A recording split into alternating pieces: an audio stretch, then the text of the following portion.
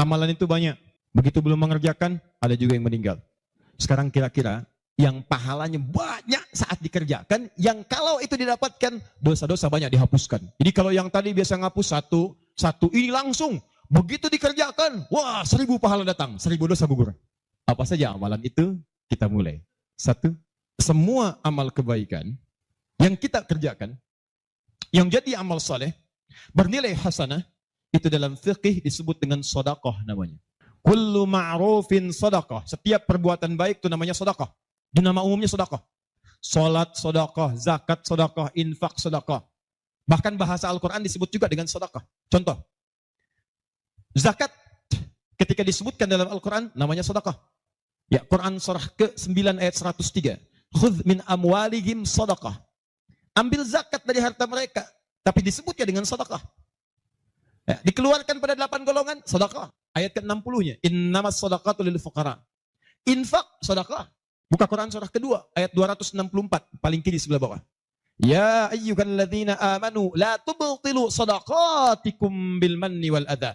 Jangan kalian batalkan sedekah-sedekah kalian dengan perbuatan yang merusak. Apa contohnya? Kalladzi yunfiqu malahu ria'an nas, seperti orang infak yang riya. Jadi infak disebut dengan sedekah. Di semua perbuatan baik kita, salat kah, haji kah, umrah kah, puasa kah, semua namanya sedekah dalam fikih. Nah, sedekah ini kemudian oleh Nabi dibagi kepada 2 bagian. Ya. 1, ada sedekah yang saat dikerjakan itu pahalanya terus ngalir tuh. Terus mengalir. Bahkan dahsyatnya, maaf sekali, orangnya wafat pun tuh pahalanya terus datang sampai dengan kiamat. Di sepanjang di muka bumi ini belum kiamat, maka pahala akan terus datang, ngalir. Dalam bahasa Arab sesuatu yang mengalir disebut dengan jariyah. Maka muncul istilah sedekah jariyah. Sedekah jariyah. Ya, maaf, asalnya bukan amal jariyah, sedekah jariyah. Ya, sedekah jariyah, bukan istilahnya amal jariyah. Sekarang kalau mau nyebut amal jariyah pun dibenarkan. Cuma kalau di Arab, amal jariyah itu begini nih. Ya, kalau di Arab sekarang, antum jalan, tiba-tiba sedang ada perbaikan, ada lubang. Maka sedang diperbaiki ini, ada tulisan kasih papan, afwan amal jariyah, amal jariyah. Maaf, ada pekerjaan jalan mengganggu Anda lewat.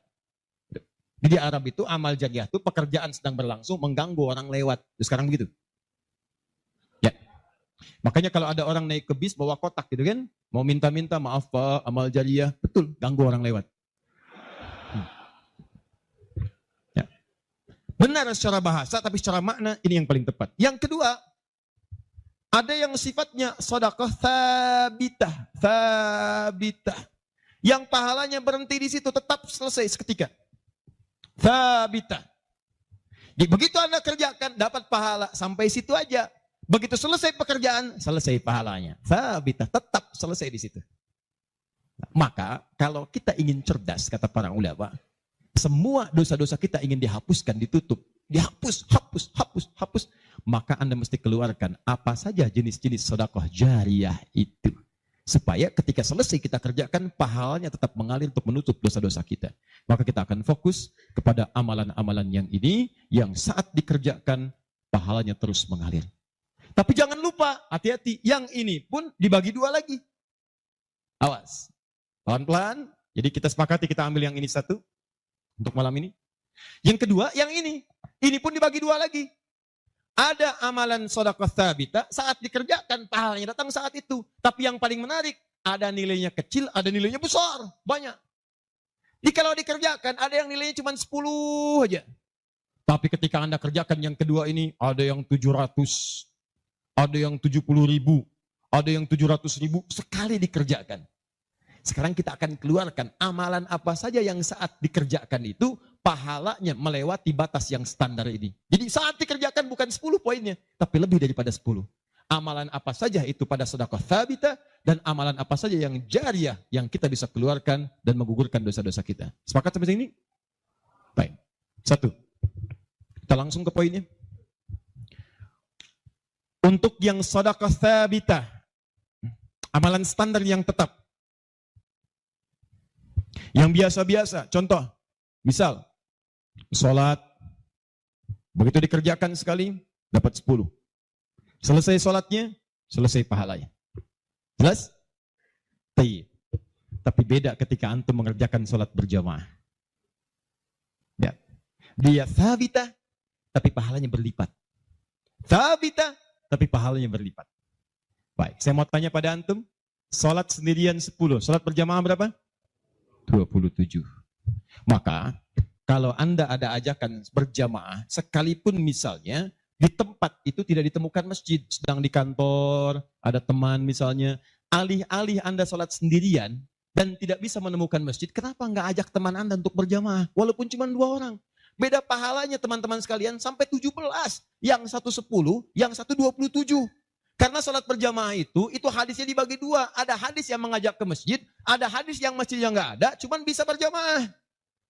Sholatul jamaati afdalu min sholatil fardi bisa 27 darajah. Sholat berjamaah lebih utama daripada sendirian. 27 jamaah di sana sifatnya umum. Kalau ada di masjid, usahakan ke masjid. Kalau nggak bisa ke masjid karena alasan syar'i, maka yang penting jamaah. Saya suka bingung nih. Ini kan di rumah kamar banyak, tempat luas. Kenapa kok bisa di rumah ada 5 orang? Ini ada istri, ada suami, anaknya 2, asisten rumah tangga 1.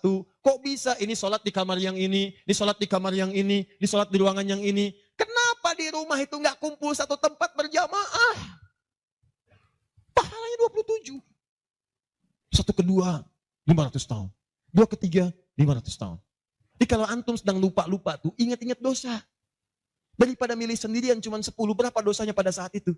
Boleh jadi pahala sholat antum 10, tapi dosanya pada hari itu 20. Tuh. Bagaimana cara nutupnya? Maka biasakan naikkan. Jamaah. 1, sholat berjamaah. Karena itu panggilan-panggilan sholat dalam Al-Quran seringkali menggunakan bentuk jamaah. Silahkan cek. Panggilan sholat pertama Al-Baqarah ayat ketiga. Alladzina yu'minuna bil ghaib wa yuqimunas. Yuqimun, tunaikan dengan orang banyak. Bentuk jama'. Mereka tunaikan dengan orang banyak. Kerjakan dengan banyak orang. Makanya kalau bisa berjamaah, kenapa mesti sendirian? Jelas di sini? Kalau antum ke masjid, itu lebih banyak lagi. Tadi sudah saya jelaskan, datangnya dapat 25, masuk masjidnya, i'tikafnya, macam-macamnya. Makanya kalau sudah ada panggilan jamaah untuk ke masjid dan antum bisa mengerjakannya, demi Allah saya katakan, jangan tinggalkan. Jangan tinggalkan. 1. 2. Saya sebutkan yang banyak saja supaya agak cepat. 2. Membaca dan menghafalkan Al-Quran. Membaca dan menghafalkan Al-Quran. Amalan kelihatannya sederhana, tapi pahalanya begitu berlimpah. InsyaAllah. Tahan sebentar. Tadi kalau sholat sendirian, berapa pahalanya? 10 sholat. Baca Quran, bukan sekali baca, 1 hurufnya 10. 1 huruf. Dalilnya At-Tirmidzi, nomor hadis 2910. Perhatikan kalimatnya. Man qara'a harfan min kitabillahi falahu asyru hasanat. Siapa yang bisa membaca 1 huruf saja dari kitabullah, dia mendapatkan padanannya 10 kebaikan. Nanti saya tuliskan rumusnya nih. Lihat baik-baik, ini enggak sembarangan dia, ini enggak sembarangan. Siapa yang baca 1 huruf saja dari Al-Quran, dia akan mendapatkan 10 kebaikan setiap hurufnya. Walam aqul alif lam mim harfun. Saya tidak katakan tulisan alif lam mim itu 1 huruf, bukan. Alif lam mim dibaca 1 huruf, bukan. Walakin alifun harfun, lamun harfun, mimun harfun. Tapi setiap alifnya 10, lam 10, mim 10, walikuli harfin asyru hasanat. Dan setiap antum bacakan 1 hurufnya 10 kebaikan, 10 pahala. Jadi kalau saya bacakan alif lam mim, dapat berapa? Belum tentu. Belum tentu. Lihat sini, saya tunjukkan cara bacanya. Sebagian kita mengira itu kecil, tapi menurut Allah itu luar biasa. Perhatikan baik-baik. Lihat sini. Tahan. 1, 2, 3. Baca. Alif lam mim. Baca lagi, Pak. Bagus. Ada lagi yang bisa dengan tajwidnya yang lebih bagus? Siapa lagi? Boleh, silakan angkat tangan.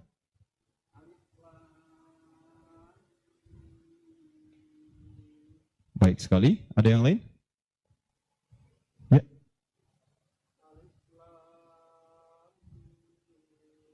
Bagus, dikit lagi. Ada yang lain? Satu lagi? Masya Allah.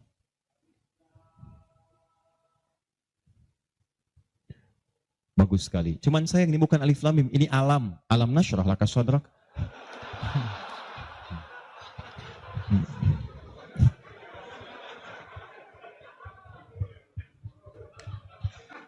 Saya mau katakan, kalau Quran ini seperti tuduhan orientalis dan orang-orang menuduh Quran buatan Nabi Muhammad, padahal dulu tidak ada harakatnya, maka semua kalimat ini yang tertulis begitu akan dibaca sama. Tapi Masya Allah, yang satu alif lam mim, yang satu dibaca alam. Alam nasyrah laka sadrak. Alam tara kaifa fa'ala rabbuka bi ashabil fil. Tapi tiga-tiganya memiliki kesamaan dalam bentuk tulisan. Perhatikan baik-baik. 1, 2, 3. Kata Nabi, lihat. Jangan katakan alif lam mim satu huruf, tapi alifnya satu, lamnya satu, mimnya satu. Walikulli harfin asru hasanat. Setiap hurufnya 10 kebaikan. Jadi kalau saya bacakan alif lam mim, ada berapa huruf? Kalau hitungan kita biasa, maka kita akan lihat 1, 2, 3. Tapi kalau antum belajar ilmu arud itu diantaranya ilmu salah satu ya, untuk bisa menuliskan apa yang diucapkan, bukan apa yang tertuliskan lewat simbol. Dan itulah teman-teman sekalian menjadi ukuran banyaknya pahala yang kita dapatkan. Tahan. Di ilmu bahasa Arab ada 4 cabang ilmu. 1 nahwu, 2 sharaf, 3 balaghah, 4 arud. Ini yang utama. Arud dibagi ke 16 cabang lagi, namanya bahr. Ada bahr tawil, ada rajaz, ada madid, ya, dan seterusnya. Tawilun lahu dunal bukhuri fadailu, fa'ilun mafa'ilun, fa'ilun mafa'ilun. Rajaz, mustaf'ilun, mustaf'ilun, mustaf'ilun, mustaf'ilun, mustaf'ilun, mustaf'ilun. Alfiyah itu Ibnu Malik, rumusnya rajaz. Kalamuna lafdhun mufidun kastaqim, wasmun wa fi'lun thumma harfunil kalim, wahiduhu kalimatun wal qawlu am, wa kalimatun biha kalamun qad yu'am, bil jardi wat tanwini wan nida wa al, mustadin lismi tamyizun hasal, bita fa'alti atat wa ya if'alli, wa nunik balanna fi'lun yanjalli. Itu rumusnya rajaz. Tapi jangan antum heran, banyak orang mendalami kaidah ini untuk membuat puisi Arab. Lupa kalau ilmu ini bisa digunakan untuk membaca hadis-hadis Nabi. Dalam ilmu arud, jangan antum menghitung apa yang tertulis, tapi hitung bagaimana itu dibaca lewat bunyi yang terdengar. Perhatikan baik-baik. Ini tadi huruf apa? Alif. Maka cara menulisnya begini. Alif. Kata Nabi, alif. Nih. Berapa huruf? Setiap hurufnya 10. Jadi dari sini saja ada 1, 2, 3. Dapat berapa? Belum tentu. Karena ini hamzah. Tuh. Ha, mim, zal, ta. 1, 2, 3, 4. Jadi dari sini aja ada berapa? Belum tentu kan ini ha tuh. Ha, 3. Anda yang suka menghitung, maka akan mendapatkan pahala sesuai hitungan. Anda yang berniat ikhlas karena Allah, maka Anda akan mendapatkan lebih daripada apa yang Anda hitung. Rumus ini ditemukan di Quran surah kedua ayat 261. Paling kiri sebelah atas.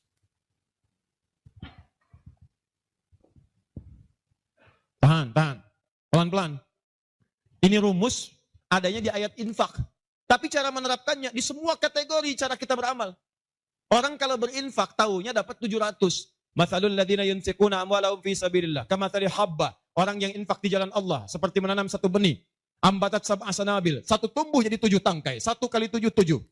Fi kulli sumbulatin mi'atu habba. Setiap tangkainya ada 700, ada 100 benih. Ada 100 buah lagi. 7 kali 100, 700. Ayatnya suka dipotong sampai sini. Kalau Anda infak sekian, kalikan 700. Lupa, ayatnya belum selesai. Wallahu yudha'ifu liman yasha. Dan Allah akan melipat gandakan amalan tanpa batas bagi siapa yang tidak pernah berhitung. Jadi kalau Anda baca Qurannya hitung-hitungan, ini dosa hari ini berapa nih dikerjakannya? Oh 9, Masya Allah 9. Cukup 1 huruf aja. Nun. Tutup. 10. Besok dosa berapa? 15. Cukup 2 huruf. Toha. Selesai. Kalau Anda ngitungnya begitu, maka diberikan sesuai hitungan. Tapi kalau Anda tidak pernah berhitung, Allahu Akbar. Anda tidak tahu alif lam mim itu mungkin nilainya 30, mungkin 300, atau bahkan 3 juta, atau lebih daripada itu. Makanya kami sarankan, kalau Anda bisa mendekat kepada Al-Quran, maka tolong agendakan setiap hari. Semua sahabat itu punya agenda, Pak. Antum kenal gak Utsman bin Affan? Oh, situ tidak sana ngangguk. Coba di Semarang kenal Utsman bin Affan. Luar biasa. Tapi nggak apa-apa, masih bagus. Kemarin saya baru dari Sukabumi, Hubud Dunia. Ada yang kenal Fir'aun. Ini masih untung Utsman. Tuh lihat ya. Uthman itu bukan cuman cerdas dalam urusan bisnis dunia, tapi tijarah akhirat itu luar biasa. Uthman paham, saya di dunia boleh kaya, tapi di akhirat bagaimana status saya? Maka beliau siangnya mengumpulkan harta dunia untuk ibadah, malamnya mengumpulkan pundi-pundi akhirat. Demi Allah saya katakan, Uthman itu di antara sahabat yang disebutkan oleh Imam An-Nawawi bersama Abdurrahman bin Auf, bersama Tamim Ad-Dari, yang diikuti kemudian oleh Imam Asy-Syafi'i generasi setelahnya, jauh setelahnya, itu punya amalan kalau malam terbiasa menghatamkan Al-Quran dalam tahajudnya. Khatam Quran. Kaya, sahabat Nabi, menikahi 2 putri Nabi, satu meninggal, dan menikah lagi, disebut Dzun Nurain. Kayanya luar biasa, asetnya setelah 15 abad sampai sekarang masih ada. Yang hebat, siang-siang jadi orang kaya, malam-malam jadi hamba yang sangat taat dan kaya akhirat. Coba bandingkan dengan kita sekarang. Menantu Nabi, bukan. Kaya, nggak sekaya Uthman. Tuh, status dunia belum sempurna. Status akhirat masih belum maksimal. Ya antum sebetulnya maunya apa? Uthman sholat malam, ngikut Nabi, kaki bengkak. Antum pengen ke surga Firdaus malam, mata bengkak. Ya. Ini nih. Ayo update. Ustadz, tapi kan saya belum lancar. Tambahkan hadisnya, lipatkan nomor hadis 2920. Awas, lihat kalimatnya. Walladzi yatata'ta wa huwa alaihi syaq falahu ajran. Siapa yang memulai menghafal, membaca, siapa yang mulai membaca Al-Quran tidak lancar, terbata-bata bacanya, mengejaknya. Orang baca alif lam mim, dia alif lam mim falahu ajran, maka dia mendapatkan 2 kali lipat dari orang yang lancar. Orang lancar misal 30, dia 60. Terima kasih ya Allah, kalau begitu besok saya nggak lancar aja bacanya. Oh, bisa. Itu tidak lancar yang direncanakan. Yang lancar diikuti oleh malaikat ma'asyafaratil kirabil barara. Yang belum lancar diapresiasi karena perjuangan kesungguhannya, bacaannya dapat nilai, perjuangannya mendapatkan nilai di sisi Allah Subhanahu wa ta'ala. Karena itu saya sarankan, maaf, mulai sekarang antum bikin kurikulum. Nih, satu tadi, bikin table begini. Nih. Saya katakan pada teman-teman juga yang di Bekasi, yang di Jakarta, ya, saya kasih 2 amalan dulu nih. Mulai sekarang antum bikin begini. Tahan ya teman-teman sekalian, nanti saya sampaikan bagaimana seorang Mu'adz, orang Mesir, baru kecil belum balik sudah menyiapkan amalan ini. Punya program, nih, harinya nomor 1, 2, 3 dan seterusnya. Ini misalnya harinya apa besok, amalannya apa, mulai dengan sholat di sini, jamaah. Ini tadi bacaan Al-Quran. Kalau bisa saya sarankan setiap hari mulai menghafal, walaupun cuma 1 ayat. Usahakan menghafal. Demi Allah saya katakan, pahala menghafal Quran lebih banyak daripada baca. Paling minimal 4 kali lipat. Karena itu ayat menghafal disebutkan 4 kali dibandingkan ayat baca. Silahkan cek Quran surah ke-54. Ayat 17, ayat 22, ayat 32, ayat 40. Saya ulangi, ayat 17, ayat 22, ayat 32, ayat 40. Ada? 17, 22, baik, kemudian 32 dan 40. Kenapa ketawa? Benar kan? 4 ayat 17, ayat 22, kemudian ayat 32 dan 40. 17, 22, 32, 40. Berapa kali disebutkan? Walaqad yassarnal Qur'ana lidzikri. Sungguh telah kami mudahkan Al-Quran untuk dihafalkan, diingat. 4 kali disebutkan.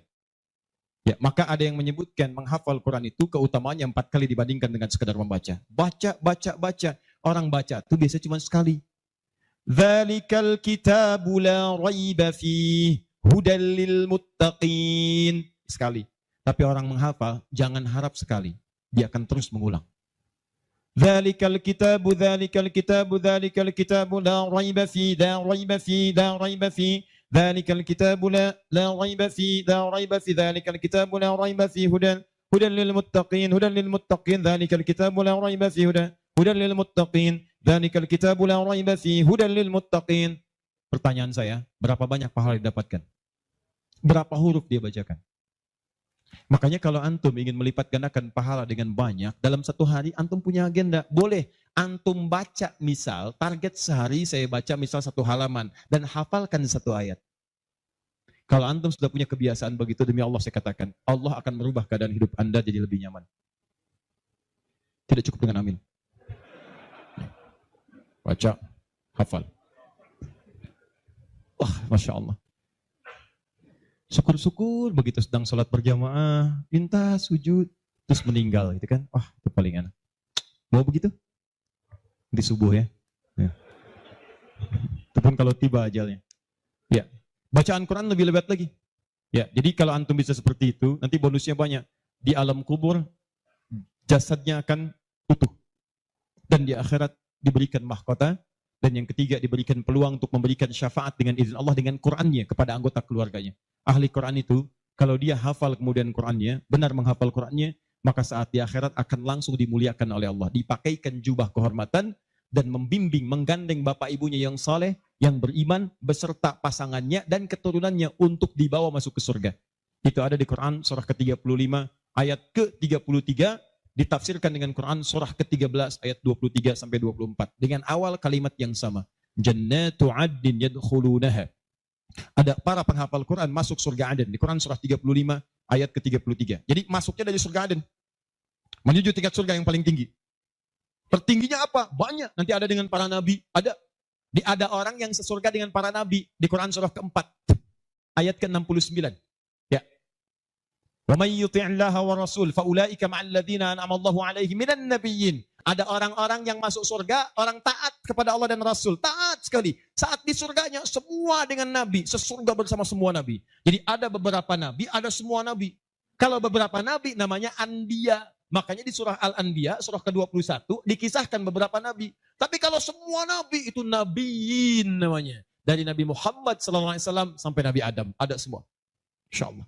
Muhammad SAW bin Abdullah, bin Abdul Muttalib, bin Hashim, bin Abdul Manaf, bin Qusay, bin Murrah, bin Kilab, bin Ka'ab, bin Ghalib, bin Fihir, bin Malik, bin Nadar, bin Kinana, bin Khuzaimah, bin Mudrika, bin Ilyas, bin Nizar, bin Mudar, bin Ma'ad, bin Adnan, bin Adi, bin Andri, bin Muqawwam, bin Nahur, bin Tari, bin Ya'rub, bin Yasub, bin Nabit, bin Ismail AS, bin Ibrahim AS, bin Azar, bin Nahur, bin Abir, bin Kinan, bin Al-Fahsyad, bin Sam, bin Nuh AS, bin Mikhlain, Matusyara, bin Kinan, bin Anbas, bin Tith, bin Adam AS.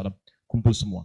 Jauh Nabi Ibrahim ke kanannya dari Sayyidah Sarah, muncul kemudian Ishak, dari Ishak Yakub, dari Yakub turun Yusuf, dari Yusuf terus sampai dengan ke Musa, ke Daud, ke Sulaiman dan seterusnya, muncul sampai ke Nabi Isa. Nabi Isa bapaknya Imran menikah dengan Hannah, samping kirinya kemudian ada Zakaria. Terus itu semua nabi antum bisa lihat. Masya Allah. Akhi, antum di mana? Surga A dengan siapa? Depan saya, Masya Allah, ganteng-ganteng Nabi Yusuf. Dulu teman kita lihat sinetron ganteng-ganteng serigala. Ini Nabi. Nabi Yusuf. Belakang saya Nabi Ibrahim. Kiri saya Nabi yang punya tongkat jadi ular. Nabi Musa alaihissalam. Kanan saya Nabi yang sangat saya rindukan. Nabi Muhammad SAW. Penghafal Quran.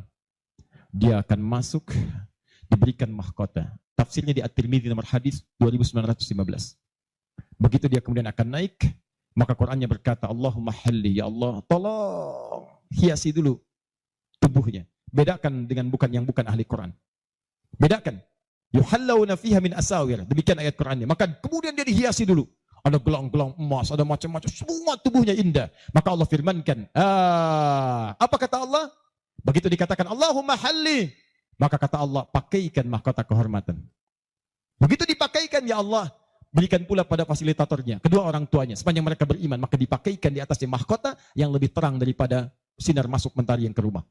Ya Allahumma ya Allah, Allahumma halli, ya Allah tambahkan kepada penghafal, bedakan dengan fasilitator. Fayulbasu ilaihi libasul karamah, maka dipakaikan jubah kehormatan. Begitu dipakai jubah itu, kemudian difirmankan, waqar, fa inna akhira qiraatika akhiru manzilatika. Sekarang kamu masuk ke dalam surga dengan bacaan Quran yang biasa kamu bacakan saat di dunia. Akhir tempat tinggalmu, disitulah ditunjukkan pada akhir bacaan Quranmu. Di begitu dia baca Quran, setiap dia baca, masuk surga. Naik ke tingkat yang paling tinggi. Dan dahsyatnya, saat dia akan masuk surga itu, dia akan menggandeng bapak ibunya, istrinya, keturunannya. Buka Quran surah ke-13, ayat 23 sampai 24. Kalimatnya sama awalnya. Jannatu 'adnin yadkhulunaha. Ada orang-orang masuk surga Aden. Ketika akan masuk, wa man salaha min abaihim, dia gandeng bapak ibunya yang saleh. Wa azwajihim, pasangan-pasangannya. Wa dzurriyyatihim, dan keturunan-keturunannya. Allahu akbar. Di dunia ahli Quran itu, kemuliaan Qurannya akan merembet pada sekitarannya. Silahkan cek kalau nggak percaya. Anda punya anak hafal Quran 5 tahun, bapak ibunya akan ikutan mulia. Musa yang hafal Quran, bapak ibunya dihajikan. Ahmad Kabil yang hafal Quran, ibunya, perawatnya, gurunya, teman-temannya ikut haji semuanya. Nggak percaya silahkan. Demi Allah saya katakan, Quran turun di 1 bulan, bulannya jadi mulia Ramadan. Quran turun di 1 malam, malamnya jadi mulia Lailatul Qadar. Quran turun di 1 hari, harinya jadi mulia hari Jumat. Quran turun di bawah malaikat Jibril, Jibrilnya jadi menjadi mulia, penghulu para malaikat. Quran diturunkan pada Nabi Muhammad, naik status jadi Sayyidul Anbiya wal Mursalin. Quran turun di Mekah, Mekahnya bercahaya. Quran dibawa ke Madinah, Madinah Munawwarah. Demi Allah, Quran tidak pernah singgah dimanapun kecuali orang itu dan tempat sekiranya akan jadi mulia. Kalau di Semarang ini, antum bikin halaqah Quran, di Semarang ada berapa hafid di setiap tempat, demi Allah saya katakan akan terjadi perubahan di tempat itu. Semua akan mulia. Jadi begitu digandeng, bapaknya, ibunya, wa azwajihim, pasangannya, wa dzurriyyatihim, anak-anaknya, cucunya, masuk. Begitu masuk diparadekan, wal malaikatu yadkhuluna alaihim min kulli bab. Semua malaikat menyambut mereka di depan pintu surga, mengatakan salamun alaikum bima sabartum. Selamat, Anda telah sabar saat di dunia, menyiapkan bekal untuk pulang. Sabar menghafal Quran. Itulah yang disiapkan oleh Mu'adz. Anak usia 4 tahun, saat saya berada di Mesir, anak ini masih dini, belum balik. Matanya kata orang buta, tapi hatinya begitu bersih. Dia bilang pada ayahnya, abati yuridul Quran. Pak, saya pengen jadi ahli Quran. Saya pengen menghafal. Kata bapaknya, tempatnya jauh, 20 kilo. Kamu ini punya keterbatasan. Gak apa-apa, saya pengen menghafal. Dia belum cerita kenapa dia mesti menghafal. Begitu bapaknya melihat tekadnya kuat, maka dari motor sederhananya dimodifikasi. Depannya, dashboardnya diperbaiki. Supaya bisa menyimpan catatan Quran, lembaran-lembaran mushaf. Jadi begitu berangkat tidak ingin ada waktu yang sia-sia. Di jalan, beliau kemudian di jalan kadang melihat ke bawah. Bacakan Quran, anaknya dengar. Bacakan Quran, anaknya dengar. Begitu sampai di tempat belajar, dia tinggal mendengarkan syekhnya. Perbaiki, baca lagi. Setoran, ulang. Yang paling menarik, setelah berapa lama, anaknya hafal Quran yang tidak melihat diantar hafal Quran, bapak yang mengantar belum hafal. Tapi yang dahsyat, ingat baik-baik. Berlaku hadis Nabi di sini. Siapa yang memfasilitasi pada kebaikan, maka dia mendapat pahala yang sama dengan yang mengerjakan tanpa dikurangi sedikit pun. Itulah hikmahnya dalam ilmu hadis. Kenapa setiap anak ketika meriwayatkan hadis, nama anaknya dihilangkan, nama bapaknya disebutkan. Antum pernah dengar Ibnu Abbas? Nama aslinya Abdullah. Kenapa Abdullahnya dicoret? Disebutkan Abbas bapaknya. Ibnu itu anak laki-laki, Abbas bapaknya, anaknya Abbas. Ibnu Umar, nama aslinya Abdullah. Abdullahnya dicoret, disebutkan bapaknya Umar. Kenapa disebutkan nama orang tua, nama anaknya dihilangkan? Para pakar hadis itu luar biasa untuk menunjukkan bahwa amalan anak ini hasil didikan orang tuanya. Yang begitu diamalkan hadis ini, bukan cuma anaknya, bapaknya pun dapat bagiannya. Abbas itu pengusaha, Abbas itu pedagang, sibuk luar biasa, masih sempat mampir ke majelis Nabi. Cuman nggak selamanya bisa di situ karena ada kesibukan berbisnis. Maka beliau menginvestasikan anak bungsunya, namanya Abdullah kecil, untuk belajar di majelis Nabi. Boleh saya nggak ikutan, tapi anak saya mesti ikut untuk menyampaikan ke keluarga. Maka disimpan di situ. Anaknya masih muda, kecil, dengar, kadang merangkak, kadang main dan seterusnya. Tapi tahukah Anda, begitu Nabi wafat, anak itu usia 13 tahun. Nabi wafat sudah hafal 2000 hadis. Yang mesti Anda tahu, setiap beliau meriwayatkan hadis, dibuang kalimat Abdullahnya, disebutkan Abbasnya. Karena peran ayahnya yang mendidik dengan baik, maka setiap hadis ini disebutkan Abbasnya dapat, Abdullah kecil dapat. Semuanya dapat. Demikian dengan Quran. Bapaknya mengantar belum hafal, anaknya hafal. Begitu sudah hafal, di sini saya mau sebutkan. Perhatikan baik-baik. Datang reporter Kuwait. Dengar kisahnya. Begitu ditanya, kenapa Anda mau menghafal Quran? Perhatikan jawabannya. Nih, yang mau saya katakan. Saya menghafal Quran untuk mencari bekal bagi saya pulang. Saat saya menghadap kepada Allah sendirian, tangan saya bergetar, kaki saya bergetar. Saya tidak akan ditemani lagi oleh ayah yang mengantarkan saya dalam hafalan. Ibu saya tidak akan menemani, saudara saya tidak akan menemani. Saya akan sendirian bersama Allah. Ini anak masih kecil, mata nggak bisa lihat, belum balik, sudah punya pikiran demikian. Kalimatnya apa selanjutnya? Kata beliau, saya akan katakan di hadapan Allah dengan perasaan gemetar. Ya Rabb, jika memang bekal saya belum cukup untuk mendapatkan ridhamu sampai saat ini, maksudnya surga, maka mohon ya Allah, kurangi siksaan saya di neraka dengan Quran yang telah saya hafalkan ini. Ya Rabb, jika bekal saya belum cukup sampai saat ini untuk mendapatkan ridhamu, saya telah berhafal Quran ya Allah, saya telah berusaha menghafal Quran untuk saya bawa sampai dengan saat ini. Kalaupun itu belum cukup mendapatkan ridhomu untuk masuk surga, tolong ya Allah, walaupun saya ke neraka, kurangi siksaan saya di neraka dengan Quran yang telah saya hafalkan. Anak buta, mata belum bisa melihat, keadaan demikian, belum balik, dia sudah mencari bekal untuk pulang. Duhai Anda yang katanya pengen ke surga, surganya Firdaus, pengen bersama Nabi, demi Allah saya katakan, dari 24 jam Allah berikan pada Anda, berapa yang sudah Anda siapkan mencari bekal akhirat? Ayo kumpulin dunia, ayo silakan, silakan, gak ada yang larang. Cuma satu saat, Anda akan lihat siapa yang tertawa, siapa yang tertunduk lesu, membawa catatan amalnya. Itu saya sarankan bagi Anda, ayo besok bikin. Nih, sholat mau di mana? Baca Quran mau berapa ayat? Hafalan mau berapa ayat? Mesti beda. Antum lahir belum hafal Quran wajar. Masa pulang pun gak ada yang dibawa? Ayo bawalah walaupun cuma satu ayat. Ya, saya satu surat Ustaz, An-Nas, tambah. Ya, jelas?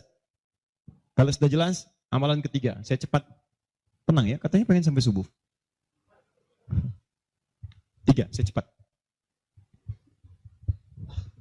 Setelah ini saya ke ujungnya.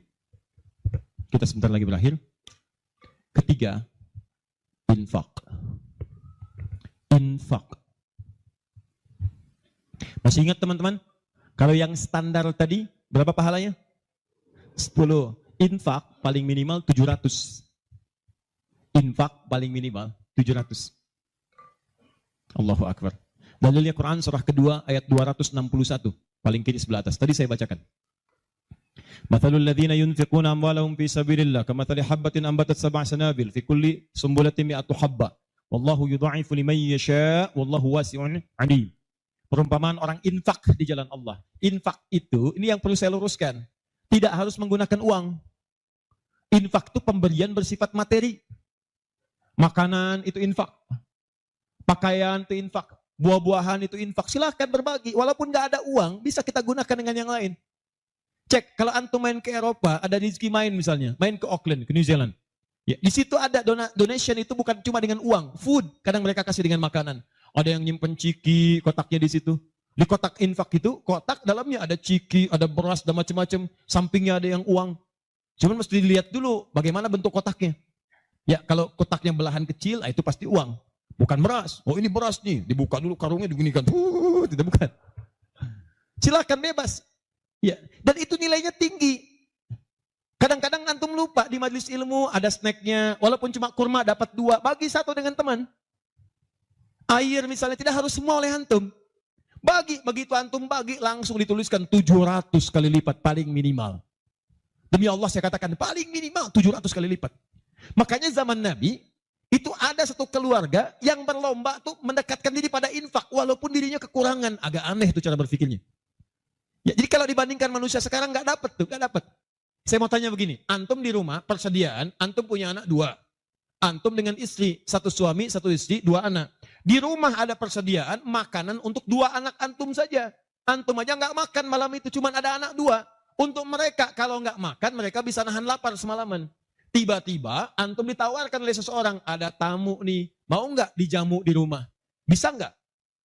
Pertanyaan saya, kalau ada orang yang datang seperti itu ke tempat antum, Mas, ini ada tamu, saya nggak bisa jamu, bisa nggak antum jamu? Di rumah antum cuma ada makanan untuk anak-anak, antum pun nggak bisa makan. Pertanyaan saya, dijamu nggak teman itu? Kenapa diam? Duhai ahli surga, kenapa diam? Lihat cara berpikirnya. Kalau cara berpikir kita hanya ke makanan saja, maka kita katakan, Ustaz, anak saya aja dapatnya makanan seperti itu, kami pun nggak makan. Bagaimana bisa diberikan pada tamu? Tapi cara berpikir Tolhah dan keluarganya agak beda. Begitu Nabi katakan, ada tamu, kita datang, langsung angkat tangan. Duluan ngangkat, padahal yang lain banyak yang punya banyak makanan. Tapi cara berpikirnya, kapan lagi saya dapat 700 lebih? Kapan lagi saya dapat diangkat langsung tangannya? Ya Rasulullah saya. Sebelum yang lain angkat tangannya. Maka diantar kemudian ke rumahnya. Sampai di rumah, istrinya dikatakan, duhai sayang, ada titipan Rasulullah. Bahasanya bukan ada tamu, ada titipan Rasulullah. Allahu Akbar. Ada titipan Rasulullah. Maka istrinya langsung membaca, saya paham. Saya bertugas menidurkan anak-anak dulu, tidurkan. Yang suaminya menyiapkan makanan. Begitu sudah jadi kata suaminya kepada tamu tadi, Anda silahkan makan di sini, saya temani dulu istri saya. Gak enak rasanya, meninggalkan sendirian. Begitu temannya makan, dia berpura-pura makan di bilik yang lain. Membunyikan bunyi-bunyi seakan-akan makan. Begitu sudah kenyang, tanpa mukaddimah yang lain langsung pamit. Terima kasih sudah menjamu saya, semoga Allah berikan pahala. Pamit malam itu juga. Begitu selesai pamit, subuh-subuhnya datang menghadap pada Rasulullah pagi-pagi. Apa yang terjadi? Turun ayat Quran surah 59 ayat 9 sampai 10 itu.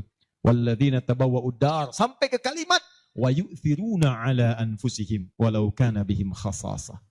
Tuh cara berpikirnya.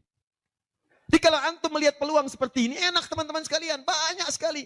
Tidak harus uang, pakaian, makanan, macam-macam. Jadi kalau antum beli buah tuh, antum beli 5. Di rumah ada 3 orang. Berarti antum mesti sadar, Allah titipkan yang 2 lagi untuk peluang infak antum. Bukan untuk antum habiskan semua. Kok bisa orangnya cuma 3, beli mangga 5. Siapa yang menggerakkan antum untuk beli 5 mangga? Orang cuma 3. Berarti yang 2 lagi, itu Allah gerakkan untuk mendapatkan pahala. Ada peluang di situ. Lu kepada siapa ya Rasulullah saya berikan? Kepada siapa ya Allah saya infakkan? Ini yang sering keliru. Kata Allah langsung turun. Fi sabilillah. Yang utama itu 5 dulu. 5. Kalau Anda temukan 5 ini, dia peluang infaknya sangat tinggi untuk diberikan. Siapa mereka ini? Ada di Quran surah kedua ayat 215. Paling kanan sebelah bawah. Yas'alunaka madza yunfikun. Mereka bertanya pada Muhammad SAW. Ya, awas, apa yang harus kami infakkan? Pada siapa? Maka turun jawaban. Qul ma anfaqtum min khair. Katakan kalau mau infak mesti yang paling bagus. Ini kaidah pertama. Awas, ada peringatan di Al-Baqarah ayat 267. Wala tayammamul khabitha minhu tunfiqun walastum biakhidhihi illa an tughmidu fi. Jangan kamu infakkan pada orang lain yang kamu tidak suka. Melihatnya aja kamu enggak suka, dikasih orang. Antum punya uang 50.000 2, 1, wah masih keras, bagus, luar biasa. Masuk dompet enak dilihat. Yang kedua, wah sudah lecek, dekil, off the kumel. Wah dilihat gak enak, baunya gak nyaman. Tiba-tiba ada orang lewat, Pak, sedekah Pak. Pertanyaan saya, maaf, mana yang antum berikan? Yang lecek atau yang bagus? Tuh. Ingat, kalau urusan zakat mal, berikan yang bagus. Zakat mal, pilih. Paham? 5 orang ini siapa? 1, lil walidain, orang tua. Ini orang tua ini gak pernah minta, jarang sekali. Cuman kita yang mesti paham. Kan sama, antum pun suka ngasih isyarat. Mama, mama, mama, mama. Oh mau makan. Makan. Mama, mama, mama, mama. Boneka, boneka. Antum setelah dewasa mesti paham. Kadang-kadang orang tua tuh gak minta. Gak pengen nyusahin anaknya. Padahal orang tua udah susah.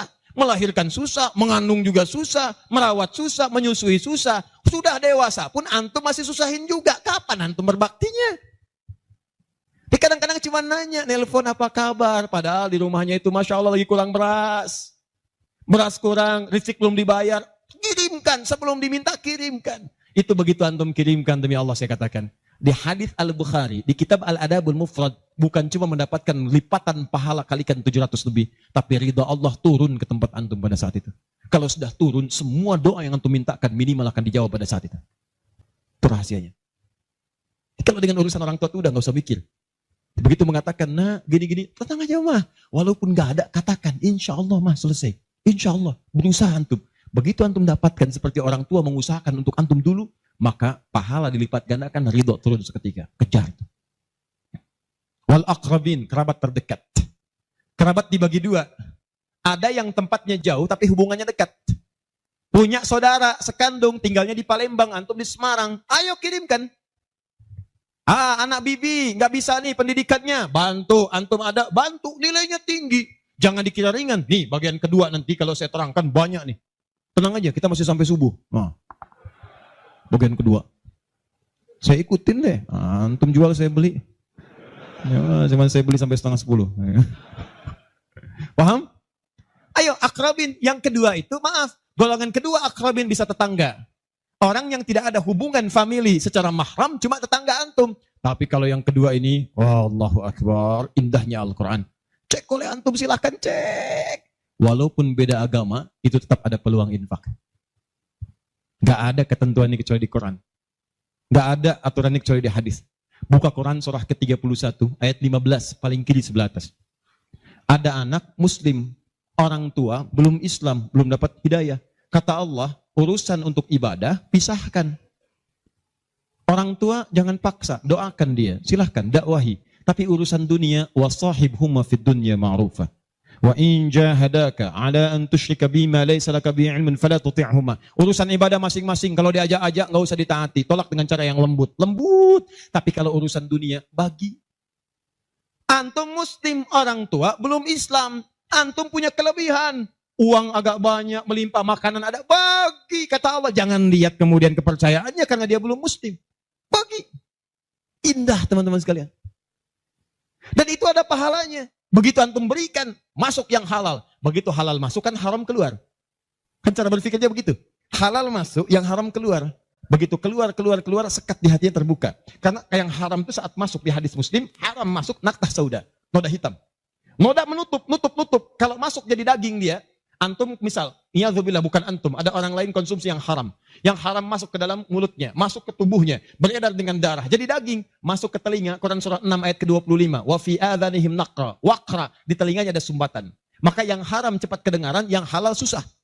Masjid dekat, suaranya dekat, Allahu Akbar, susah. Tapi konser yang macam-macam, yang joget, yang ini, yang itu, nyampe tuh konser di Jakarta, dari Semarang tembus ke sana. Wa ada absarihim ghishawa, masuk ke mata jadi penghalang, nutup. Quran surah kedua ayat ke-7. Gak kelihatan. Orang ke masjid itu bukan gak kelihatan, nampak, cuman gak ada dorongan. Akhi, ayo ke masjid. Ya, alhamdulillah, nanti. Padahal yang besar lewat, kecil lewat. Yang paling aneh itu begini. Kok bisa antum lewat depan masjid, padahal bisa lewat jalan lain? Kenapa Allah antarkan sampai lewat depan masjid? Jadi kalau sudah Allah antarkan ke tempat-tempat yang baik, belum ingat Allah juga, antum mesti diantarkan kemana lagi? Tuh. Kok bisa antum lewat dengar adzan, padahal bisa antum lewat jalan lain, gak kedengaran adzan. Kenapa kemudian yang dengar antum? Kok bisa lewat jalan itu kelihatan mata, padahal bisa ada jalan lain? Kok bisa ngelihat? Kalau Allah sudah berkehendak kebaikan, antum masih belum bisa membacanya, mesti ditanya. Itu pasti ada maksiat masuk. Caranya keluarkan. Kalau yang haram masuk, masukkan yang halal. Maka yang haram akan dihancurkan. Hancur. Kemudian muncul yang halalnya. Kalau halal sudah masuk, maka hati itu akan mudah untuk mendekat kepada Allah. Doakan. Demikian tetangga kita. Jangan dikira tetangga antum yang muslim saja. Mungkin kita ada non-muslim samping kita. Mungkin ada yang Kristen, ada yang Hindu, yang Buddha. Dalam hubungan keduniaan indah. Silahkan berbagi. Apa antum gak pernah dengar hadis Nabi? Siapa yang masak makanan, baunya sampai ke tetangganya, maka bagilah dia walaupun cuma kuahnya. Tapi maksudnya bukan daging yang antum makan, kuahnya antum bagi. Bukan. Tidak. Maksud hadis itu, walaupun cuma masak kuah, bagi juga supaya dia tidak negatif thinking, tidak salah paham. Antum gak ada ayam, adanya singkong, cuman dimasak bumbu opor. Bumbunya opor, tapi dagingnya singkong. Dimasak gak antum bagi, tetangga bilang, oh masak opor enak nih, padahal singkong. Dibagi walaupun cuma kuahnya. Tapi pertanyaan saya, apakah hadis itu mengatakan kalau tetangga anda muslim saja? Tidak. Never. Walaupun dia non muslim, masak. Bagikan sebelum dia menghirup baunya, ketuk pintunya. Begitu diketuk dia keluar. Ada apa Pak? Ini ada makanan, walaupun sedikit mudah-mudahan bisa bermanfaat. Bapak baik sekali, terima kasih. Bukan baik, Allah yang memerintahkan saya untuk berbagi. Dan saat itulah kalimat Allah mengalir di hati yang paling bening, menghunjam ke jiwanya. Masuk jadi hidayah. Masya Allah, besok-besok dia ketuk pintu kan, Assalamualaikum, udah minta Assalamualaikum tuh. Sebelumnya tidak. Begitu dibuka sambil mengembalikan yang kemarin, ya panci yang kemarin dikembalikan. Pak, ini apakah Allah sudah memerintahkan berbagi lagi hari ini? Oh. Lumayan. Nggak ada aturan kalau bukan non-muslim jangan bagi. Nggak ada, indah dalam Islam itu. Jadi walaupun Anda kasih ke yang non-muslim, pahala dituliskan. Jadi jangan pilih-pilih kalau urusan dunia. Anda masak, di samping Islam, sampingnya lagi Kristen, sampingnya lagi kemudian muslim, non-muslim. Bagi yang muslimnya, yang non-muslim tidak. Begitu dia ngelihat, kelewatan dipanggil Anda. Pak, kayaknya enak makanannya ya. Memang enak Bu, cuman sayang ibu kafir. Oh, kok begitu? Nggak ada. Jadi bagi teman-teman, silahkan. Dan pahalanya ada, indah. Cuman di kita tuh, coba lihat aturan antum bang aja deh, kita fikirnya kumpulin lagi. Bab tumbuhan, sekarang kan lagi musim rambutan ya. Rambutan. Tuh, antum di pekarangan ada rambutan, tumbuh. Pohon rambutan, pekarangan antum. Cuman sayang buahnya ke tetangga antum. Terus ke sini. Maka dalam kaidah fikih disebutkan hakun mushtarak. Ini hak bersama antara antum dengan tetangga. Kenapa? Karena antum keluar rumah kelihatan cuman pohonnya, dia keluar rumah kelihatan buahnya. Dan yang paling menarik, dia lihat buah, daunnya jatuh ke bawah. Dan kadang buah jatuh ke sini, membuat dia kesulitan. Awas, jangan sampai dia cuma ketiban sampahnya saja, antum kedapatan buahnya. Naik ke pohon rambutan, nggak boleh. Apa yang harus antum lakukan? Datangi dia, ketuk rumahnya. Sampaikan, Pak, maaf saya cuma mau ngasih tahu, itu ada pohon rambutan. Iya, saya juga tahu, punya bapak kan? Bukan, itu memang pohon saya, cuma buahnya merambat ke tempat bapak.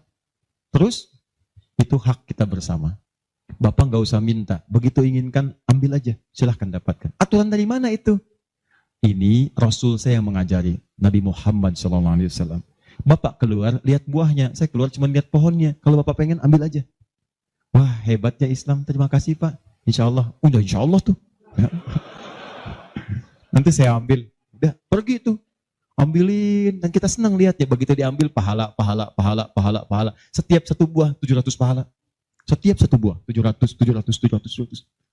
Masya Allah, luar biasa. Dan dia kan gak paham fikih, belum masuk Islam. Besoknya ayam antum main ke tempat dia, ayam. Dia kira hukum ayam sama dengan rambutan. Oh. Nabinya umat Islam baik banget, kemarin ngirim rambutan, sekarang ayam. Pokoknya mungkin ayam itu akan menggendong antum ke surga. Ya? Infak tuh. Nah, pertanyaan saya, antum punya agenda berapa untuk infak tuh? Coba lihat, kadang-kadang kan ada anak yatim samping. Gak usah terpikir banyak uang, pakaian, buka ya, buka tuh pakaian antum. Masuk ke kamar, buka. Begitu dibuka, berapa banyak koleksi pakaian antum? Coba cuma pesen ya, cuma pesen satu aja. Mohon maaf ya, maaf sekali. Jangan sampai ada pakaian, walaupun sehelai itu, yang belum pernah dipakai ibadah. Usahakan setiap yang kita gunakan jadi saksi di akhirat bahwa dia pernah dipakai ibadah. Karena semua akan bicara. Tuh lihat kaos, bagian dalam, celana, bagian luar, cek lagi semua. Dan kalau sudah itu antum pakai, ada yang lain gak kepake, bukan gak kepake. Boleh jadi, itu dititipkan oleh Allah kepada antum untuk menjadi pahala antum dengan itu. Sebab mudah bagi Allah menitipkan pada yang lain. Kenapa dipilih antum supaya dapat bagian pahalanya? Jelas? Terakhir, amalan keempat, bagian pertama. Salah sendiri pengen sampai subuh. 4. Terakhir, bagian pertama. Majlis ilmu. Majlis ilmu. Masih ingat satu apa? Salat berjamaah di masjid. 2. Interaksi dengan Al-Quran. 3. Infak. 4. Majlis ilmu. Teman-teman, majlis ilmu itu keutamaannya banyak. Saya beri gambaran ya, maaf sekali. 1. Majlis ilmu itu, kalau antum benar memilih majlis ilmunya, maka status yang diberikan oleh Allah pertama kali, begitu antum berangkat dari rumah, sampai dengan ke majlisnya, statusnya akan naik dari manusia biasa menjadi mujahid fi sabilillah. Itu langsung sama dengan orang yang berjuang ke medan perang. Ada majlis ilmu nih, antum datangi, begitu antum datang, itu sama dengan orang berjuang ke medan perang. Statusnya jihad. Kalau meninggal antum di pertengahan, walaupun belum sampai ke situ, maka statusnya langsung syahid, pahala syahid. Pahalanya syahid. Majlis ilmu. 1. Berpeluang mendapatkan pahala senilai jihad. 2. Kalau wafat bisa syahid. Dalilnya Quran surah ke-9 ayat 122. Paling kiri sebelah bawah di mushaf. Wa ma kana al-mu'minuna liyanfiru kaffah. Kenapa mesti semua orang beriman pergi ke medan perang semua? Saya akan turunkan satu amalan kata Allah yang kalau kamu amalkan ini, maka statusnya akan sama dengan orang yang berjuang di medan perang. Sama persis. Apa itu? Falaula nafara min kulli firqatin minhum ta'ifa liyatafaqahu fid din. Kenapa tidak ada sementara orang di antara mereka mau datang ke majlis ilmu untuk mempelajari tuntunan agamanya? Waliyunziru qaumahum idza raja'u ilaihim la'allahum yahdharun. Dan dia mencatat pelajaran-pelajaran itu dan dia bawa pulang. Dia sampaikan pada keluarga yang tidak belajar. Perhatikan baik-baik. Ayat ini mengatakan, kata Imam Mustafa Al-Maraghi, ayat ini mengatakan bahwa menuntut ilmu itu nilainya sama dengan jihad fisabilillah. Artinya kalau wafat penuntut ilmu, maka statusnya syahid. Kalau syahid, maka dosa berpeluang digugurkan, amalan naik. Itu seketika pahala bisa datang dan surga. Pernah dengar seorang yang pernah membunuh 100 orang? Begitu dia mau tobat, di mana dia diarahkan? Kata ulama pada saat itu, pergi kamu ke majlis sana. Ke majlis ilmu. Disuruh ke majlis ilmu. Begitu dia berangkat di pertengahan jalannya, berangkat, meninggal di tengah jalan. Meninggal. Statusnya dalam keadaan di tengah jalan ke majlis ilmu, dia bertobat kepada Allah, diterima tobatnya. Saat berangkat tuh meninggal di tengah-tengah. Ada pahalanya. Apa yang terjadi? Surga. Surga, diampuni dosa, naik ke surga. Di sini turun kemuliaan yang ketiga. Disebutkan di hadis Nabi, riwayat Ibnu Majah, nomor hadis 233. Ibnu Majah, nomor hadis 233. Rawinya sahabat Abu Darda. Man salaka tariqan yaltamisu fihi ilma, sahalallahu lahu tariqan ilal jannah. Siapa yang menyiapkan dirinya melangkah menuju majlis ilmu, maka setiap langkahnya akan langsung dituliskan oleh Allah yang meringankan nanti langkahnya ke surga. Di setiap langkah itu dihitung.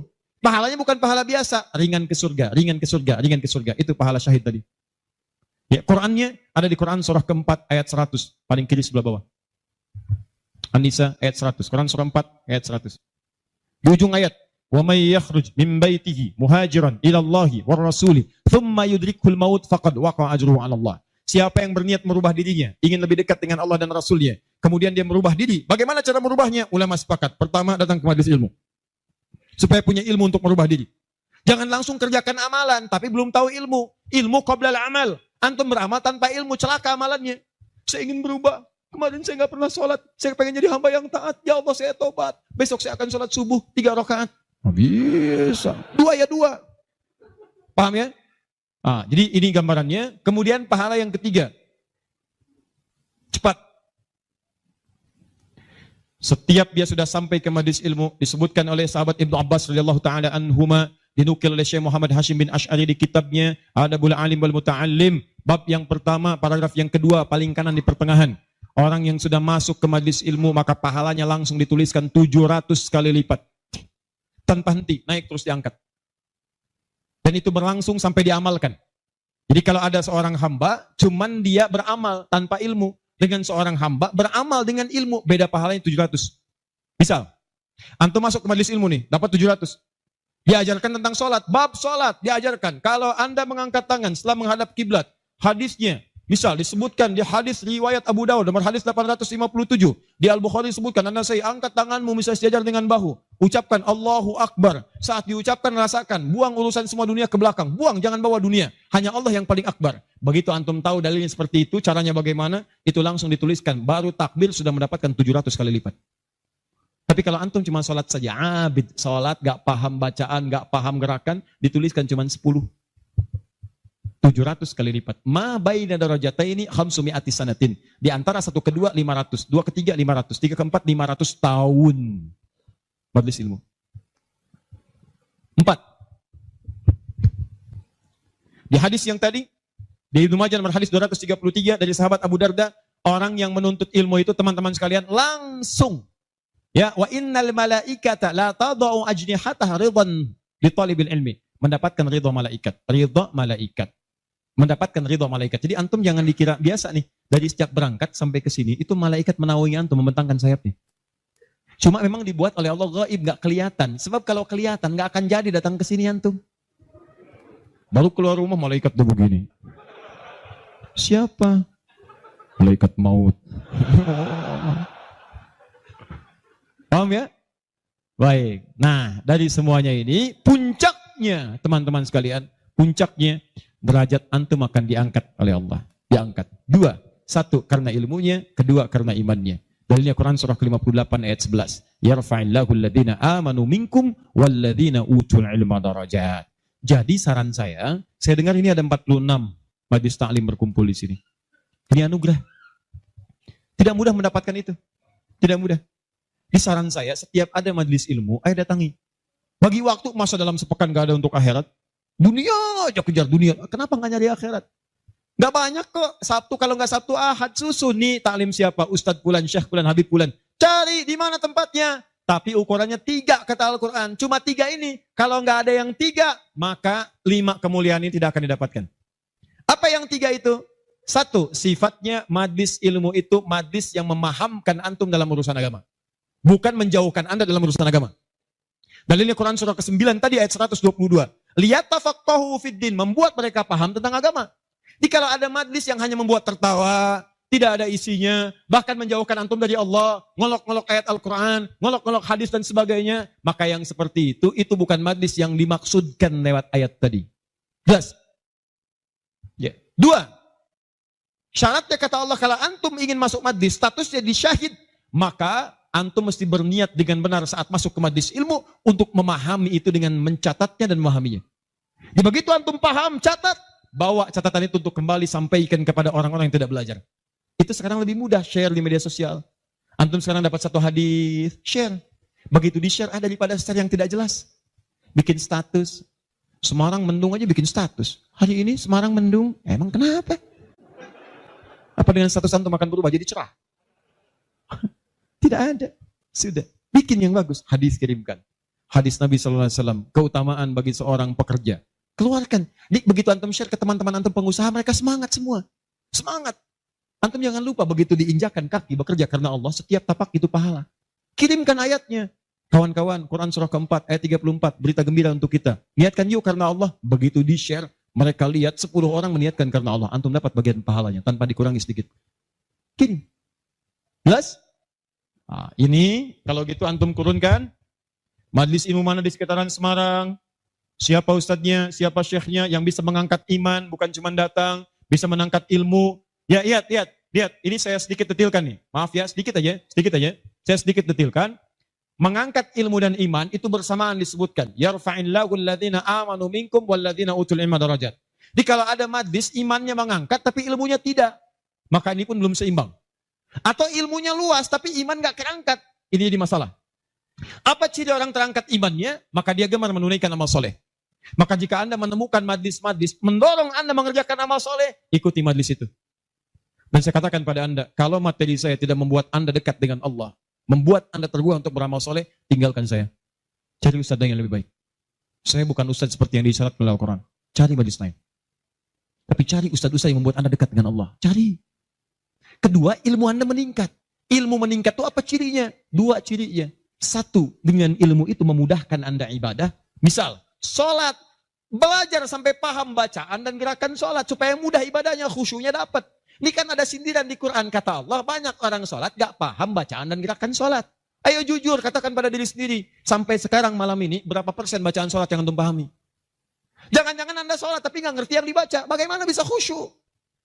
Ruku gak ngerti, sujud gak paham. Bagaimana bisa khusyuk sholatnya? Antum minta rezeki, isa aja 4 kali. Warzukni, minta rezeki. Habis sholat minta lagi. Ya Allah mohon berikan aku rezeki. Yang tadi apa saat sholat? Warzukni. Ya bagaimana kita bisa mengerti apa yang diucapkan kalau kita tidak belajar? Makanya cari. Nah mengerti itu bahasanya paham. Fikih. Makanya ada kitab sholat namanya fikih sholat, fikih umrah, fikih haji. Belajar sampai paham. Tuh lihat berapa banyak sekarang yang umrah tapi nggak paham yang dikerjakan. Putar. Sekarang kadang suka sedih gitu. Apalagi banyak yang ria. Ria itu kan menggugurkan amalan. Begitu disampaikan habis amal. Ini ada yang jual kebun, jual tanah nyampe sana nggak ada nilainya. Sekarang orang aja tawaf sampai live. Subhanallah, alhamdulillah. Kelihatan di sana, kelihatan. Pindah kiri, la ilaha illallah akbar. Tuh, kenapa nggak dipahami?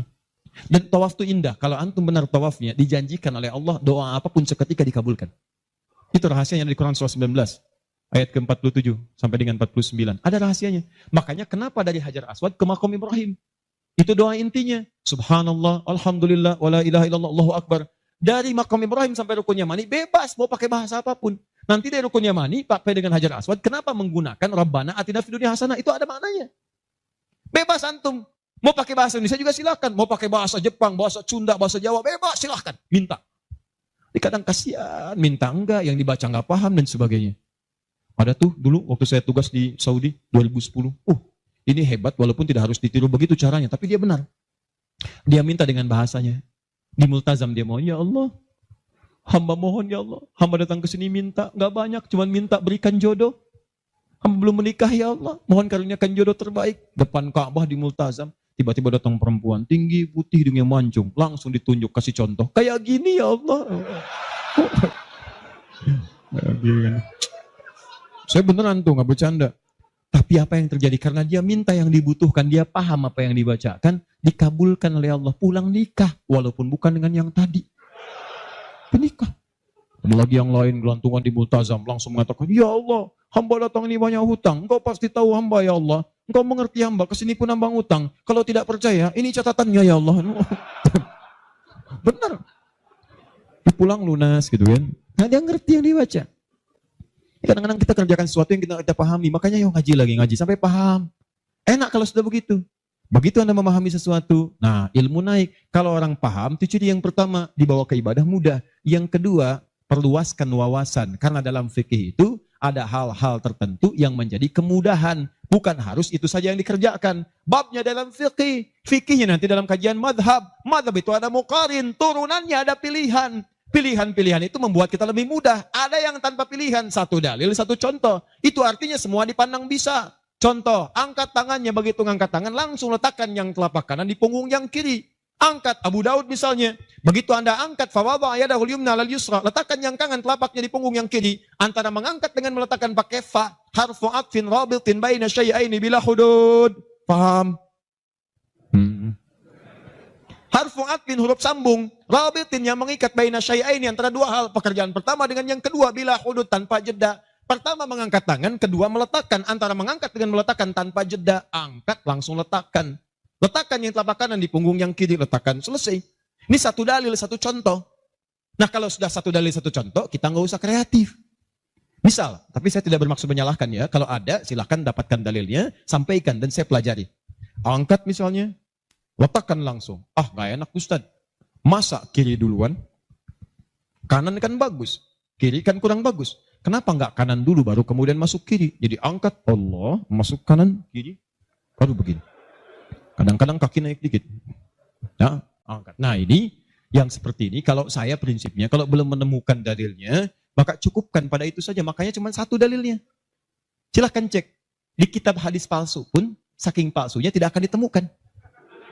Dan kabar gembira, pemalsu hadis pun tidak tertarik memasukkan hadis ini, saking jelasnya. Jelas. Silahkan cari. Saya pernah lihat di koleksi kitab hadis, ada 1235 kitab hadis. Cari nggak ketemu. Saking jelasnya gitu kan. Ya ini satu. Tapi kalau ada pilihan, itu artinya, maaf, umat itu dipandang tidak semua bisa mengerjakan satu yang sama.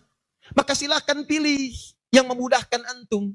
Misal dalam sujud, ini antum mau sujud nih, dari inti dalam sami Allah liman hamidah, akan sujud. Kan cuma dua caranya. Kalau tidak dengan lutut, dengan telapak tangan. Ayo, yang pakai lutut siapa? Mau sujud pakai lutut dulu. Yang pakai telapak tangan? Yang nggak pakai lutut, nggak pakai telapak tangan, angkat tangan ayo. Nah ini dia. Ini saya serius nih, di Bekasi pernah kejadian suami istri nggak tegur sapa semalaman gara-gara persoalan ini. Suami pulang dari kantor macet nyampe rumah lewat isya, yang ke masjid sholat di rumah, begitu sholat yang turun lutut duluan. Istri melihat, begitu selesai tanpa muqaddimah, istri langsung berkata, papa sholatnya tidak sesuai sunnah. Kenapa mah? Harusnya telapak tangan duluan, bukan lutut. Papa menjawab, mama yang nggak tahu hadis. Padahal dua-duanya nggak tahu hadisnya. Satu ngaji di guru A, dua guru B. Besoknya datang. Begitu datang, saya cuma senyum, Pak, Ibu tahu nggak? Itu kan ada di kitab yang sama. Di Sunan Abu Daud. Yang pakai lutut, nomor hadis 838. Paling kanan sebelah bawah. Riwayat dari sahabat Wa'il bin Hujur. Yang pakai telapak tangan, sebelah kiri paling atas. Nomor hadis 840 sampai 841. Riwayat sahabat Abu Hurairah. Oh, nggak pakai oh. Baca. Begitu dibaca, idza sajadta fala tasjud kama yabrukul ibil falyadha rukbatai qabla yadai. Jika kamu ingin sujud jangan duduk seperti duduknya unta. Kalimatnya ibil, ya unta masih umum. Maka letakkan lututmu sebelum telapak tanganmu. Maka yang kedua Abu Hurairah, hadisnya berbunyi kurang lebih bima makna idza sajadta fala tasjud kama yabrukul ba'ir, unta tunggangan yang sudah ada beban. Falyadha yadaika qabla rukbatai. Maka letakkan telapak tanganmu sebelum lututmu. Bu, Pak, ini Wa'il lebih duluan masuk Islam dibandingkan dengan Abu Hurairah. Saat itu awal-awal Nabi masih kuat, kelihatan ikut perang Badar, perang Uhud, macam-macam. Begitu Nabi sujud, lutut duluan. Begitu nanti Abu Hurairah masuk Islam, itu 3 tahun sebelum Nabi wafat, 7 Hijriah. 3 tahun sebelum wafat, usianya kurang lebih 60 tahun. Beliau sudah punya persoalan. Saya mau tanya pada Bapak Ibu, kalau ada orang sudah sepuh, persoalan pertama dia apanya? Lututnya. Makanya diriwayatkan kadang beliau kemudian menggunakan tongkat, kadang bersandar kepada tiang-tiang. Karena lutut mulai bermasalah, maka yang dahulukan telapak tangannya. Sebetulnya ini kemudahan Pak, Bu. Maksudnya bukan masalah tua atau muda. Antum pun jangan salah simpulkan. Jadi kalau ada teman antum masih muda misalnya, tiba-tiba turun telapak tangan duluan. Tua. Bukan. Bukan begitu cara memahaminya. Ya, bukan. Maksudnya apa? Ini kemudahan. Karena yang punya masalah di lutut bukan cuma orang tua. Antum atlet, ada masalah. Antum jalan, lutut keseleo. Gak bisa. Gunakan telapak tangan. Antum pengen dengan lutut, gunakan boleh. Telapak tangan sah, lutut boleh. Yang salah itu yang kepala duluan. Belum apa-apa udah rame. Yang kunut, ini hadisnya. Yang tidak kunut, ini hadisnya. Tinggal pilih aja. Kunut tuh karena begini, ini riwayatnya begini. Yang tidak kunut begini pilihannya. Yang milik kunut siapa? Oh, Imam Syafi'i, Imam Malik. Yang tidak milik kunut siapa? Imam Abu Hanifah. Yang tengah-tengah ngambil lazilah siapa? Imam Ahmad bin Hanbal. Antum tinggal ikuti aja. Pilih mau yang mana. Yang salah yang tidak sholat subuh. Itu. Yang bismillah jahar, ada dalilnya. Dipilih oleh Imam Syafi'i. Yang sir silent ada dipilih oleh Imam Ahmad. Yang tidak pakai bismillah ada dipilih Abu Hanifah, termasuk Imam Malik. Yang rakaat pertamanya jahar, selanjutnya tidak ada dipilih oleh Abu Hurairah, tercantum dalam Al-Bukhari. 70 hadis 4 kali cara ada, semua Nabi mengerjakan. Nabi mengerjakan semua, antum tinggal pilih. Karena nggak bisa mengerjakan semua-muanya. Nggak bisa Ustaz, saya orang Semarang, sunnah banget bukan cuma sunnah. Besok subuh saya imamin 4 cara bismillahnya. Lebih soleh daripada Nabi. Bismillahirrahmanirrahim. Bismillahirrahmanirrahim. Tidak dibaca sama sekali. Oh iya. Itulah yang disebut dengan pilihan. Ma dhahaba ilaihi. Ma sesuatu dhahaba ilaihi yang condong untuk dipilih karena memudahkan. Disingkat jadi madhab. Madhab. Dari ma dhahaba ilaihi. Ada singkatan. Di Arab ada singkatan. La hawla wa la quwwata illa billah hawqala. Bahkan ayat Al-Quran itu ada ungkapan singkatannya. Bismillahirrahmanirrahim. Basmalah. Alhamdulillahi rabbil alamin. Alhamdulillah. Sudah 9:30. Saya kira teman-teman karena waktunya terus beranjak, saya cukupkan mungkin kita sama-sama tutup dengan mengucapkan hamdalah. Hamdalah. Tidak. Alhamdulillahi rabbil alamin. Enggak, itu contoh tadi, bukan belum selesai kita. Contoh. Masih sampai subuh, tenang. Nah, contoh. Hamdalah, alhamdulillahi rabbil alamin. Jelas? Inilah diantara amalan yang bisa menguat. Kalau sudah begitu ilmunya luas, wawasan luas, tidak akan ada pertikaian dan sebagainya. Yang ada dalilnya, itu yang kita pedomani. Yang tidak ada, kita pelajari. Kata Nabi, kamu tidak diutus untuk memaksa orang. Ingatkan, kalau mau ingat, alhamdulillah. Kalau tidak, jangan jadi musuh. Jangan sampai perbedaan antum menghambat antum untuk minum teh bersama. Begitu Ferguson. Akhir. Sepakat ya? Sepakat. Sudah bukan zamannya ribut sana sini. Sudah silahkan aja ya. Sepanjang ada dalilnya itu kita kerjakan. Yang penting ngaji dengan baik. Terakhir, saya tutup betulan ini. Ya, betulan. Terakhir, kita nggak ngerjain amalnya, tapi dapat transferan pahalanya. Kita tidak mengerjakan amalnya, tapi pahalanya dapat. Apa di antara amalan itu? Nah, ini yang kedua yang mau saya sampaikan. Ada 3 peluang amalan. Saya sampaikan dengan cepat. 1, share pengetahuan. Sharing, bagi. Itu yang diisyaratkan Quran surah ke-9 ayat 122. Dengan Quran surah ke-58 ayat ke-11. Luaskan. Ya ayyuhalladzina amanu idza qila lakum tafassahu fil masajid. Ya fil majalis, fafsahu yafsahillahu lakum. Hei orang-orang beriman, jika dikatakan padamu luaskan majlis, luaskan. Maksud di situ luaskan ada 2. 1, luaskan tempat. Jadi kalau ada orang berdesak-desakan, antum masih ada space, jangan ditutup-tutup, buka, luaskan. Yang kedua maksudnya luaskan itu diperluas infonya. Sampaikan. Mungkin antum nggak bisa datang, tapi ketika antum sampaikan infonya, Allah dari informasi antum ada 10 orang datang. Antum dapat pahala dari 10 orang itu tanpa dikurangi sedikit pun. Bagaimana Ustadz kalau kita nge-share aja tapi gak usah datang, semua nge-share gitu kan, dikosongnya. Tidak, itu prinsip pertama. Luaskan kebaikan. 2,